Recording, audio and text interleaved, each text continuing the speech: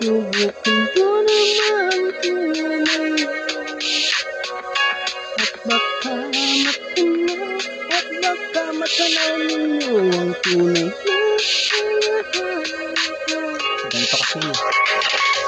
ako po ang nagsibakal hipab ng malaking bayot, malawak na bakuran, mataas sa pader na paligiran, nakapilang mga mamahali sa sakyan, mga bantay na laging bulong-bulong, wala namang kasal pero marami ang nakabaro, tumakas na ng walang butas ang bobong, mga plato ko tara na hindi kilala ang katalapan, isang kasilang dapat na nakataon at kahit hindi pa sa lalas sa inihaman, ang sarap siguro manirahan sa bahay na ganyan, sa pamilya ay di tumuring na natagpuan ng taong nagmamamatari ng isang kutaan na pag may pagkakataon pinag-aakalang kayo naman, hindi na pinakatawalan kumakikita aking sinasisigawan.